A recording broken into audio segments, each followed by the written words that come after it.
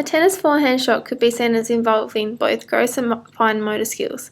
A tennis forehand shot involves a large group of muscles including erector spinae, latissimus dorsi, triceps brachii, flexor carpi radialis, external oblique and middle deltoid for the swing through, thus being gross, but the flick of the wrist to complete the skill uses few muscles and therefore is fine. It is also an open skill as in-game situations, environmental factors such as the opponent's placing and velocity of a shot is unpredictable. A forehand tennis shot can be either a contralateral movement, which involves movement across the body, or an ipsilateral movement, which involves movement to the same side of the body. When a shot is contralateral, it crosses the midline of the body, and this involves both left and right cerebral hemispheres, whereas a shot that is returned to the same side of the body as it was received involves the opposite side of the brain. For example, receiving and returning the ball to the right side would use the left side of the brain. Students that have an inability to cross the midline with a hand or foot may have difficulties with ball handling skills and activities that require shifting weight and following through across the body, such as a softball throw. A study involving rats found that myelin formation is related to learning but not to natural behaviour, and as Woodward found, midline crossing are more complex tasks than ipsilateral movement, so it would be expected that more myelination and a greater degree of learning will be seen while completing contralateral tasks such as forehand shot across the body. Gentile's taxonomy is a classification of motor skills that includes 16 levels of skill progression. This taxonomy can be used by physical education teachers as a tool to help evaluate students' motor skills, aid in supporting ongoing development, and as a marker of students' progression. The motor learning skill that will be performed is the tennis forehand, and the games will be aimed for ages 8 to 10. For Stage 1A, we will be playing freeze. We are going to start with a game called freeze. So imagine you are your favourite tennis player, playing a big game and are returning a shot, and when I say freeze, pretend that I was watching you on television and just press pause to capture the moment. Freeze.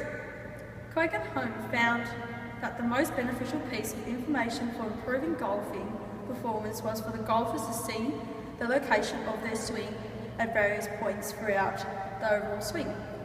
The skills used for swinging in golf can be transferred to tennis. We are using freeze frame to try and get the student to take notice of where their swing is located and to use this information to help them understand what suits them and where they can improve. Posner and Fitz presented a learning stage model which states that learning a motor skill involves 3 stages. Depending on the skill being learned and the practice condition would depend on the amount of time a person will spend in each stage. In this learning sequence, the student will start at the first stage. Cognitive stage focuses on cognitively oriented problems, listens to instructions and receives feedback from instructor. Performance is highly variable and large errors. Associative stage is a transition from the cognitive stage after improvement from unspecified practice. Learnt to associate environmental cues with movement, fewer or less gross errors, and refining to become more consistent. Autonomous stage, the skill is almost automatic and is the final stages of learning. The student may or may not reach this stage. Perform without conscious thought, performances with variability very small, and detect own errors and can make own adjustments. For Stage 1B, we will be playing fruit salad. I'm going to make a fruit salad. I will throw you the ball and you must return at different speeds, stated by me. For every ball that you get into the bucket, you add 1 fruit to your salad. The more fruit, the better the salad. According to Fitz, in the speed-accuracy trade-off, there is an optimum amount of force that produces an optimal amount of accuracy. This activity is designed for the coach to figure out what that optimum force of the student is.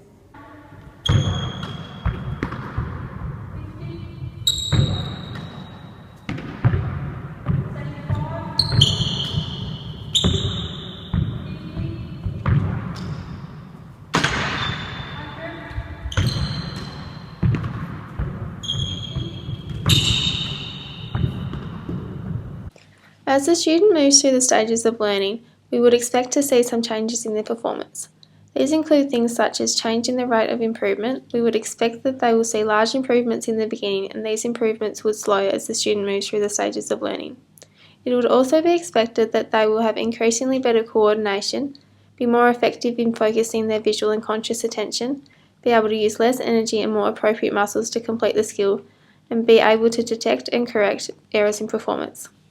Proprioception plays a part in this. Proprioceptors are sensory neurons located in the muscles, tendons, ligaments, and joints that pick up information about body and limb position and changes in position. They include muscle spindles, Golgi tendon organs, and joint receptors. During activities that involve motor control, such as a tennis forehand shot, proprioceptors help movement accuracy, the timing of the onset of motor commands, and the coordination of body and limb segments. So, for example, proprioceptors aid in a forehand shot by ensuring that the torso twists the right amount, and then that the arm moves at the right velocity and angle required. For Stage 3B, we will be playing hoop tennis. For the whole game, you're not allowed to move from this marker.